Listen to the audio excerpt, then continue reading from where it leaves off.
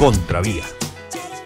Señores compañeros militares, no perdamos un día en el cumplimiento de nuestra principal misión: prepararnos para la guerra. Estos llamados a prepararse para la guerra del presidente venezolano son los más duros en la ya larga lista de declaraciones. Vamos a formar los cuerpos de milicianos, a adiestrarnos los estudiantes revolucionarios, que son la mayoría, los trabajadores, las mujeres, todos listos para defender esta patria sagrada que se llama Venezuela. La reacción de Chávez, para algunos desproporcionada, es originada en una cadena de hechos que comienza por la filtración de paramilitares colombianos en Venezuela, hasta la firma del acuerdo entre el gobierno de Colombia y el de los Estados Unidos para que los americanos puedan operar militarmente en 7 bases militares colombianas, que sumadas a otras 2 donde ya operaban, el número aumenta a 10. No se vaya a equivocar, señor presidente Obama.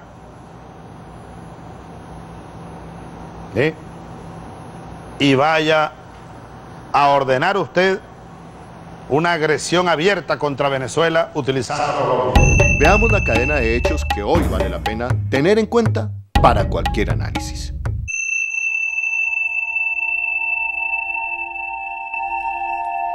En el año 2000, aparecen fotografías de Ramón Rodríguez Chacín, ministro del Interior de Venezuela entre los años 2002 y 2008, con el secretariado de las FARC. Las fotografías y declaraciones de Chávez encienden las alarmas en el gobierno de Colombia y en sectores de empresarios que hablan de una cercanía entre la guerrilla colombiana y el gobierno venezolano, que iría desde la cercanía ideológica hasta el apoyo logístico.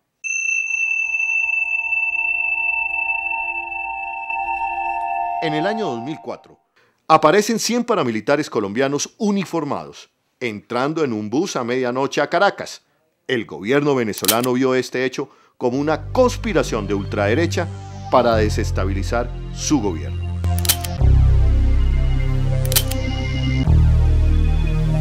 Si para el gobierno y algunos sectores colombianos Chávez es un aliado de las FARC, para el gobierno Chávez y sus aliados, el gobierno colombiano y amigos están detrás de una conspiración para tumbarlo e inclusive asesinarlo. El jefe del Departamento Administrativo de Seguridad, DAS, Jorge Noguera, fue uno de los principales cabecillas de ese plan.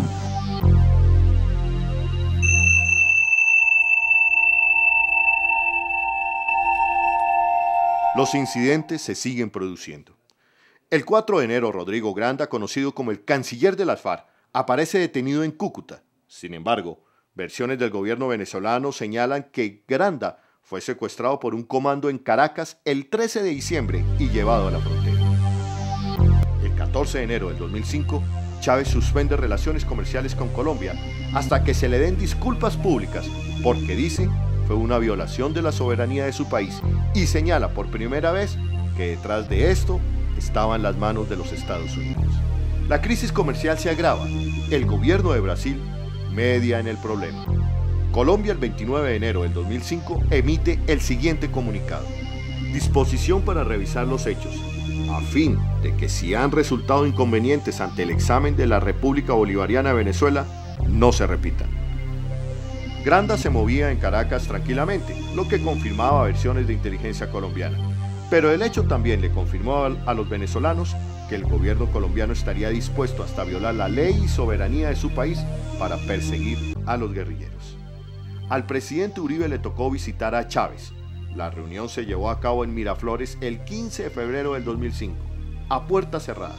No hubo declaraciones, pero quedó conjurada la crisis bajo la garantía de no repetición. Después de esta, la primera gran crisis entre los dos países por el caso Granda, se han presentado una serie de acusaciones en una especie de diplomacia de micrófono. Desde Colombia se acusa de complicidad de Chávez con las FARC y desde Venezuela se acusa al gobierno colombiano de prestarse a la conspiración para tumbar la revolución bolivariana y no olvidan que fue el gobierno colombiano quien le dio asilo político a la cabeza de la conspiración contra el presidente Chávez, el señor Pedro Carmona, que hoy se desempeña como el director de la Maestría de Administración y Negocios de la Universidad Sergio Arboleda. Y la responsabilidad social.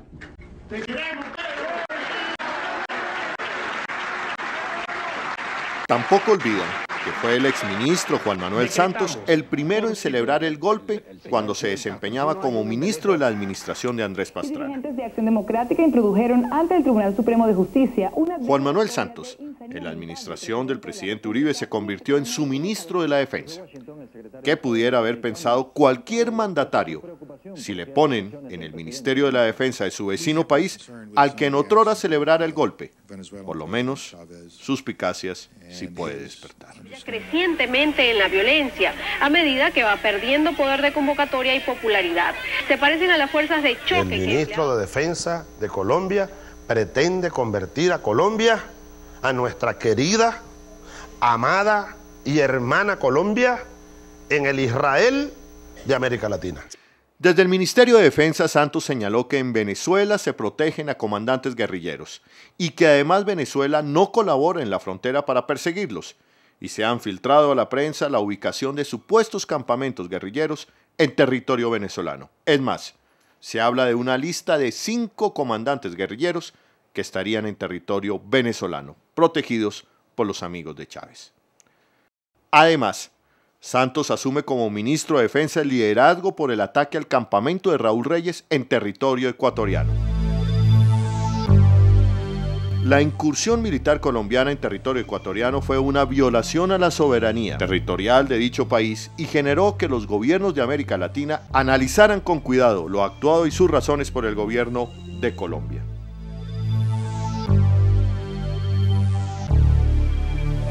Presidente Uribe, piénselo bien.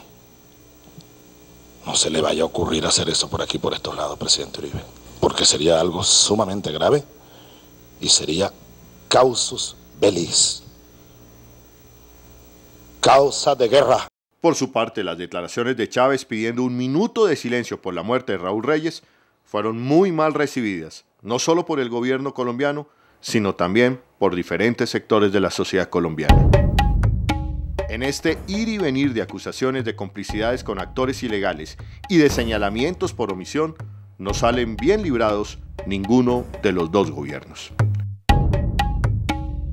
Sin otro norte que hacer crecer su poder militar y sin conceder ninguna esperanza de paz y bienestar a millones de compatriotas. Quien habla es el comandante Camilo del bloque Catatumbo de los paramilitares, que operó en la frontera con Venezuela y que, según fuentes militares de dicho país, nunca fue controlado y, por el contrario, la permisividad de los organismos de seguridad colombianos era total. Este hombre, Jorge Iván Laverde, hacía parte del bloque Catatumbo. Laverde es conocido como alias El Iguano, reconocido paramilitar, y señala al director del DAS de Cúcuta, Jorge Díaz, en el 2004, como la persona, según él, que era más de las autodefensas que del DAS. Y revela hechos más graves. En la versión libre de Justicia y Paz, el 17 de junio del 2008, el fiscal le pregunta sobre José Misael Santana. El Iguano responde: fue uno de los muchachos capturados en una acción para matar al presidente Hugo Chávez. Y agrega: cuando esto pasó, Valero ya no estaba trabajando conmigo, estaba con el comandante Camilo. Yo no sé qué pasó, el comandante Carlos Castaño llamó a Camilo muy bravo con este hecho porque había gente de la organización en problemas internos de otro país. Yo sé que Valero se mantenía con comandantes y coroneles venezolanos. Lo raro es que una persona detenida, con más de 100 hombres, en una finca con cuerpos, es dejado en libertad 1 año y medio después. Eso nos parece raro. Este otro paramilitar, Giovanni Velázquez Zambrano, al igual que alias El Iguano, nombra a alias Valero y alias Camilo en el complot de paramilitares colombianos para asesinar a Chávez, y que supuestamente contó además con el apoyo de autoridades colombianas. Se ofreció 25 millones de dólares para que mataran a Chávez a como diera lugar, y a los pocos tiempos capturaron 20, no me recuerdo la cantidad de paramilitares que andaban llegando a Caracas, a Venezuela, para matar a Chávez, pero iban por el entrenamiento de los paramilitares de Catatumbo, norte de Santander. ¿Iban por qué? Con el fin de matar a Chávez. Ese es el objetivo, matar a Chávez, sacarlo del camino. ¿Quién es el señor Rosales? El opositor de Chávez, el gobernador de Zulia, en esa época. ¿Usted oyó a Rosales decir eso? Claro, es que yo estuve en esa entrevista, en esa cita que tuvo con el Iguano, fueron de Laverde del Iguano. O sea, fueron Laverde el Iguano, Jairo el Sicario, el Beneco, un man que es de Venezuela, el Abuelo también que es de Venezuela. ¿El qué? De los Venecos. Sí. Empresarios venezolanos. ¿Y usted? ¿Quién es? Sí, empresarios venezolanos.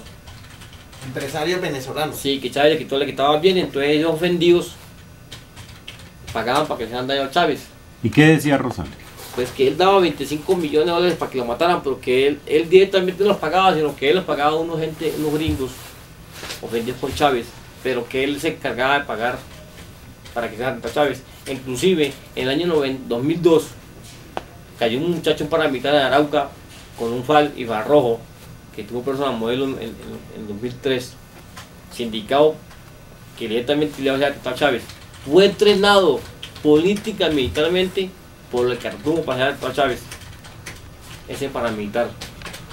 Lo que hice yo, que si a Chávez lo matan en Venezuela son las águilas negras de Colombia, manejadas por el narcotráfico. Lo del entrenamiento ahí en el Trigal, lo de los 25 hombres. Ahí en el Trigal del Norte se entrenó, se entrenaron los paracos, era con el fin de dejar a Chávez cuando Chávez viniera a Ureña. Fuera San Antonio, o Ureña o Táchira. Estábamos matados con arma corta y arma larga. Despacio, por favor, despacio. Puro entrenamiento de equipo de asalto. Pero, ¿hay paras en Venezuela ahorita en ese plan? En este momento hay 2.500 paramilitares cada uno allá en Venezuela. Todo lo que es el Táchira, lo que es la Fría, el Colón, el Vigía, Barinas, Barquisimeto, Estado Mérida, Trujillo, Valera. ¿Con qué fin? Con el fin de darle baja a Chávez, con el fin de estabilizar a Chávez. ¿Todavía existe la oferta de la plata? Claro, todavía existe, obvio que existe. Obvio que, ¿sabe cuánto ganan para militar raza en Venezuela en estos momentos? Si calle está ganando 4 millones de bolívares mensuales para que mate gente, con el fin de hacerle contrapeso a Chávez. Pero si Chávez llega a morir, créanlo que está seguro que fue Rosales que lo mandó a matar porque él tiene mucho opositor y Rosales tiene mucha plata.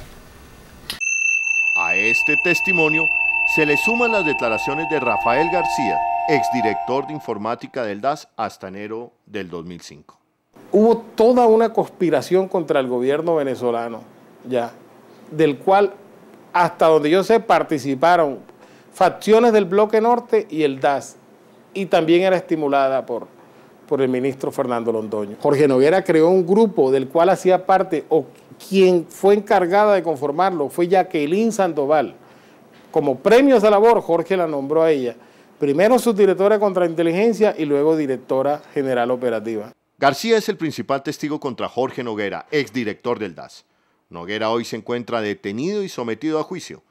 García, en abril del 2006, ya había hablado de la presunta participación de Noguera y el DAS en el asesinato del exfiscal venezolano Danilo Anderson.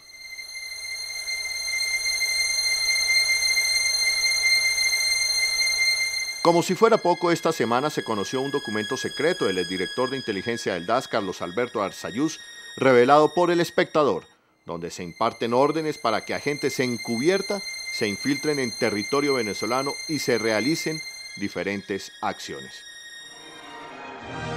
Después de este viaje rápido por la memoria, nos encontramos con este evento: la firma del Acuerdo Complementario para la Cooperación y Asistencia Técnica en Defensa y Seguridad entre los gobiernos de la República de Colombia y los Estados Unidos de América.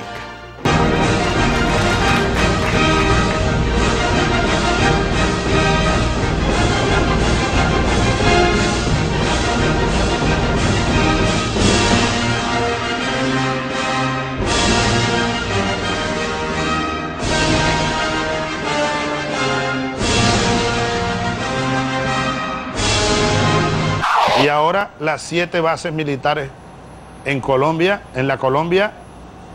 cuyo gobierno ahora se transfirió a Estados Unidos. El gobierno de Colombia no está en Bogotá. Es decir, Colombia ya es como un estado de la Unión. Bueno, y hemos llegado hasta la Universidad Nacional, hasta la Facultad de Ciencias Humanas de la Universidad Nacional de Colombia, a hablar con su decano, el profesor Fabián Sanabria, porque es preocupante el tono del enfrentamiento entre los gobiernos de Venezuela y el gobierno de Colombia, el enfrentamiento también entre la gente, los llamados a la guerra. ¿Cómo ha visto usted esto y cómo desactivamos esto? Yo creo que hay que bajar el tono y por supuesto superar esa concepción o eclesiástica o apocalíptica. Eclesiástica en términos conformistas de decir es que lo único que quieren los norteamericanos es ayudarnos. Normalmente nadie da puntada sin dedal y ayúdate que yo te ayudaré. En antropología hemos entendido que todo don implica un contradón. Entonces, obviamente, además de que nos ayuden a derrotar al narcotráfico o a vigilarlo mejor, pues ellos sacarán su partido. Pero también es decir, el tono... esas 7 bases... Sí, pues evidentemente no uno no puede... Cualquiera que tenga 2 dedos de frente sabe que cuando usted me ayuda, algo a cambio en el fondo le daré algún día, por lo menos algún día, así sea mi eterno agradecimiento. Pero el otro tono que hay que bajar es el apocalíptico. Es decir, el ver que mañana es la guerra, el ver que me van a invadir, ese tipo de cosas están reflejando un profundo miedo. De pronto un miedo a que lo espíen. De pronto ese es un miedo feroz, porque hoy día las guerras ya no se hacen inclusive con los grandes aviones y con las grandes bombas, sino es guerra tecnológica y es guerra de información. Entonces hay que calmarse un poquitico, porque esto no conlleva sino a polarizar más a los dos países y a polarizar a los aliados, a los amigos o a los enemigos de uno u otro país. Nos toca superar la idea de que el que no está conmigo está contra mí, porque es una idea teológico-política. No, como también hay que superar la idea de que los buenos somos más. Nosotros no somos ni mucho menos buenos ni mucho menos malos. Entonces, calmarse un poco creo que es importante y sobre todo no pensar que con los vientos de guerra entonces vamos a favorecer a quien nos arma para la guerra. Ese hecho pues le ha dado un argumento para justificar algo que a mí me parece que es imposible en el siglo XXI que pueda pasar. Él dice que los Estados Unidos van a atacar a Venezuela utilizando a Colombia, digamos, como pie de guerra, como base para efectos de poder invadirlos. Los Estados Unidos no necesitan las bases colombianas para atacar a Venezuela, pueden hacerlo de manera directa. Lo que pasa es que nuevamente en el mundo actual es imposible que eso ocurra. Es imposible, a mi juicio, además, que haya ningún país en América Latina que se preste para invadir a otro. Y es el caso colombiano. Arlene, entonces, ¿por qué Estados Unidos necesita 7 bases en territorio colombiano? Pues creo que hay varios motivos. Primero, con el cierre de la base en Ecuador, en Manta, Estados Unidos está necesitando trasladar algunas de las actividades antinarcóticos que venía coordinando desde ese país. Y obviamente Colombia ha ofrecido prestar sus bases militares para realizar esas actividades. Y se trata de una oferta que, en mi opinión, Estados Unidos no podría rechazar ante la urgencia de buscar la reubicación de esas actividades. Yo creo que no eran necesarias las bases. Me parece que además las bases militares y todo esa prórroga de la situación actual debería haber pasado por el Consejo, por el Congreso. De todos modos, además, pues tuvo que pasar por el Consejo de Estado. Yo creo que el juicio del Consejo de Estado es obligatorio y yo creo que el gobierno debería estudiarlo con mucho cuidado. Y por supuesto, eso sí, va a haber una reunión de la comisión asesora, que es institucionalmente, y nosotros como constituyentes así la estatuimos, es el sistema que utiliza Colombia para que su política exterior sea una política de Estado y no una política de gobierno. Más allá de eso, creo que hay un motivo adicional que tal vez es el que suscita cierta polémica en la región, que es la utilización potencial de las bases aéreas, en particular la base de Palanquero, para orquestar sobrevuelos por América Latina y eventualmente por África, dentro de toda una estrategia de coordinación de los diversos comandos geográficos que el Pentágono tiene alrededor del mundo. ¿Es legítimo ese miedo? En alguna medida, si ese alguien miedo a teme... raíz de 7 bases militares con Sí. los precedentes que nos enseña la historia. Sí, pues evidentemente si alguien grita en un tono tan fuerte como el presidente Chávez es que debe tener miedo, claro, ahí se siente amenazado. Yo creo que es un temor infundado el que Estados Unidos vaya a utilizar las bases para realizar ataques militares a otros países de la región y en este caso Venezuela. Ello no significa que no tenga interés en utilizar las bases para generar situaciones de estabilidad en materia de seguridad en la región, que es esencialmente lo que preocupa al resto de la región. La obsesión de Chávez con una intervención de Estados Unidos, que es una obsesión real pero infundada en mi opinión, obviamente se presta para el temor de que desde estas bases pues Estados Unidos en efecto vaya a realizar este tipo de operativo. Ahora, a Lula le pasaba lo mismo, con la diferencia de que Lula sí hizo unos contratos muy fuertes de armamento con Francia y él ahora está de mediador, porque también está entregando su presidencia. Además, él tiene una actitud muy calmada de no ir a un tercer mandato. Además, bastante demócrata. Yo creo que en ese sentido Lula le da ejemplo tanto a Chávez como a Uribe. No, yo no voy a un tercer mandato. Y deja un país en excelentes condiciones, con una potencia económica que compite mundialmente y hasta es mediador nuestro. Entonces yo creo que la mediación es interesante de él. Sin embargo, me parece que ha sido muy polémica la postura colombiana, no tanto del gobierno colombiano, sino de diversos actores nacionales respecto a este punto en particular, las cuales hasta cierto punto le han dado razón y fundamento a los temores de Chávez. Es decir, en los últimos días, con los rumores y vientos de guerra entre los dos países, algunos congresistas y otros funcionarios públicos han sugerido que para Colombia es deseable que Estados Unidos tenga una mayor presencia militar en Colombia a fin de contrarrestar y cotejar la agresividad de Chávez en Venezuela, con lo cual sencillamente están dándole la razón a los argumentos de nuevo infundados, al menos desde lo que yo pienso de ese gobierno. Por otro lado, Fabián, hablabas tú de nosotros no somos buenos, ellos tampoco son los malos. Elabóranos más este concepto, porque uno ve expresiones, una marcha promovida, con una marcha mundial contra Chávez.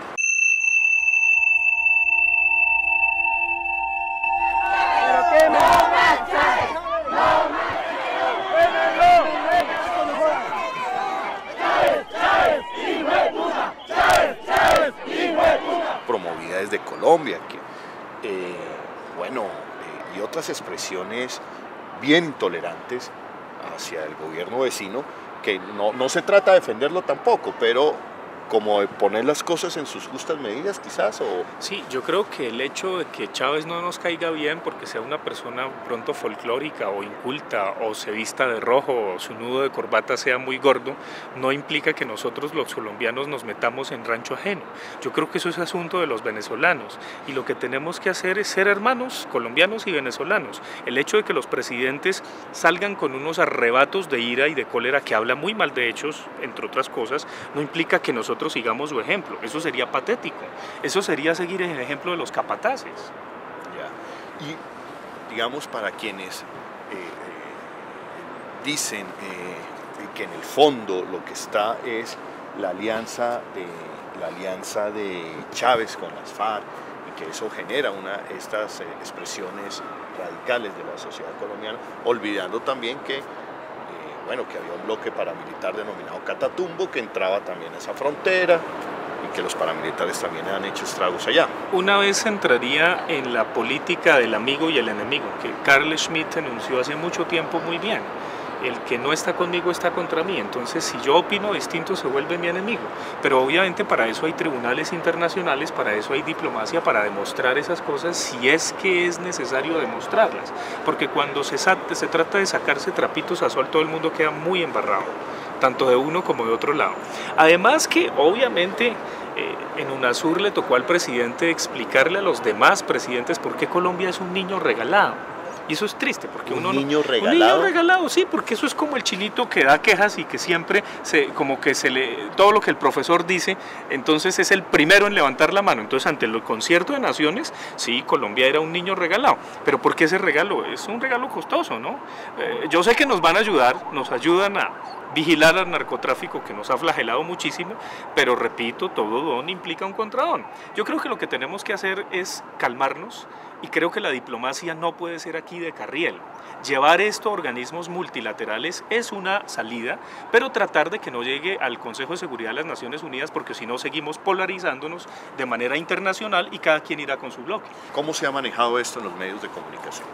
Creo que es lamentable que los medios vendan polaridad, porque la polaridad se compra mucho, es decir, aumenta el rating. Creo que no podemos caer en blanco o negro. Hay matices de gris, hay una cantidad de posibilidades entre uno u otro extremo, y yo creo que hay una responsabilidad ética de los medios, ¿no? Bajemos el tono, veamos lo que dice el uno y el otro, y no ver un poco, porque es que puede ser tan perverso Telesur como RCN, perdónenme, puede ser tan perverso Jaime Bailey ahora en RCN como el super chavista de Telesur. La manera como Venezuela está manejando el comercio es de acuerdo a sus relaciones políticas, no de acuerdo a la conveniencia económica. Entonces ellos deciden de quiénes importan los productos. Entonces realmente pues los que sean afines políticamente seguramente van a ser más favorecidos que aquellos que pues tienen conflicto. Bueno, entonces las importaciones y exportaciones estábamos el año pasado en una cifra récord, que fue los 7.000 millones de dólares, fue récord, y este año yo creo que vamos a quedar por el lado de los 4.800 millones de dólares del lado colombiano, y del lado venezolano yo creo que llegamos por allá a unos 800 millones de dólares. Han salido declaraciones de todos los estamentos de la frontera que dicen, por favor, no peleen, la frontera quiere estar tranquila. Lo que pasa es que la frontera también tiene unos problemas de seguridad muy grandes. Pero la gente, los pobladores de la frontera, la gente de bien de la frontera, lo que quiere es que sigamos conviviendo pacíficamente, que sigamos con el intercambio de relaciones humanas y de relaciones comerciales. Una frontera como la colombo-venezolana no puede cerrarse. Puede que la cierren en los puntos donde están los pasos de frontera, pero en los otros lugares no la van a poder cerrar. Pensar así es imposible. Mire, yo nunca he sido capaz de pasearme por una hipótesis de guerra con Venezuela. A mí me parece que es contra natura, a mí me parece que es irracional, a mí me parece que tendrían que ser dementes quienes la provocaran. Somos dos países hermanos, somos dos países que fuimos una sola patria, que somos ambos inspirados por Bolívar, los que logramos la libertad nuestra y la de nuestros vecinos, con los ejércitos colombianos, con Bolívar, con Santander. Tengo que pensar que Colombia y Venezuela puedan echarse bala entre sí y matarse. Yo creo que eso no puede existir, ni se puede plantear como hipótesis. Ellos son los guerreristas. Me van a acusar a mí ahora de guerrerista. Ay, hay que tener una cara bien dura, ¿no? Ellos son los que están planificando la guerra. Nosotros la evitaremos. Porque no podemos dejarle a nuestros hijos un país en guerra. No. Nosotros dejaremos un país en paz. Las declaraciones son bien recibidas, bajan la temperatura del lenguaje guerrerista y le abre paso a una urgente intermediación del gobierno brasilero para conjurar de una vez por todas la crisis colombo-venezolana. Es de esperar que tanto el gobierno venezolano y colombiano acepten las sugerencias y preocupaciones brasileras, que no son más que preocupaciones y sugerencias de los países de América del Sur. Contravía.